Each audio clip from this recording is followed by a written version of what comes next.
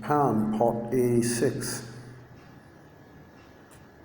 With an unorganized group, there is no way to reach an understanding. In the view of most Japanese, their style of democracy on the ability of the groups to retain sufficient power over their members to maintain solidarity and ensure that agreements are honored, since both the higher aggregation of the interest and the distribution of fair share is accomplished through group solidarity. The increase in the urbanization, physical mobility, and apartments living rather than independent housing all threaten to weaken group organization. The growing affluence that permits young people to buy motorcycles and cars and to worry less about their resources of income, combined with the new cultural systems, in part imported from abroad, create a new type of modern youth, much less susceptible to group organization. In the view of many Japanese leaders, this constitutes the most serious threat to their democracy. In balance, Japan has been more successful than modern Western countries in streaming the right tide against egoism and nihilism. There is enough flexibility in the Japanese political scene to allow new loose groupings to form where other established groups do not adequately represent their interest. And most civic leaders try to develop relations with them, but to become effective, new groups must go the way more structured groups.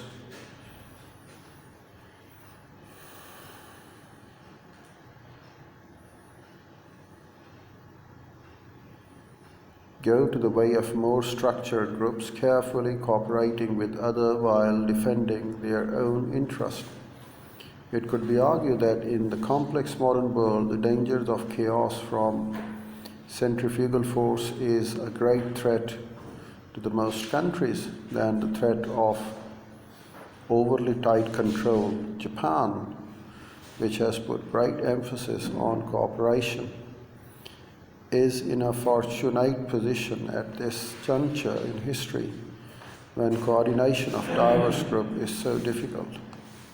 Japan's success derives not from carefully enunciated ideology, but from a strong commitment to what George Lodge calls communitarian values, and from the determination and imaginative efforts of the group participants at all levels to maintain their cohesiveness.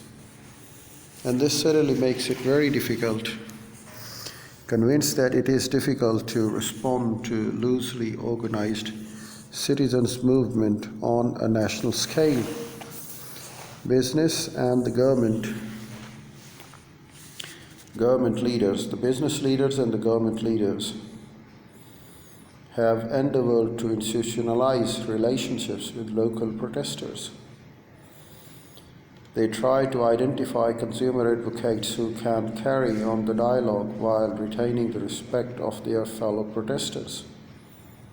Although this might be criticized as cooperating the movement, businessmen and politicians know that in the end they will have to share a portion of the pie with these new organizations.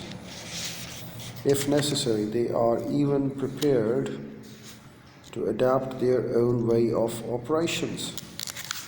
But they are eager to absorb new ideas to make constructive use of the energy of capable young people who might otherwise be alienated.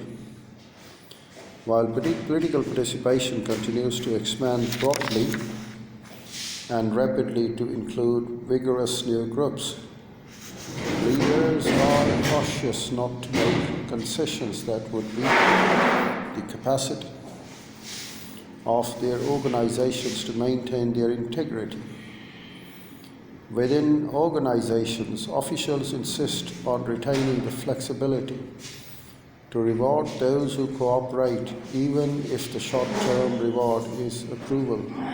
and honor rather than money or high office.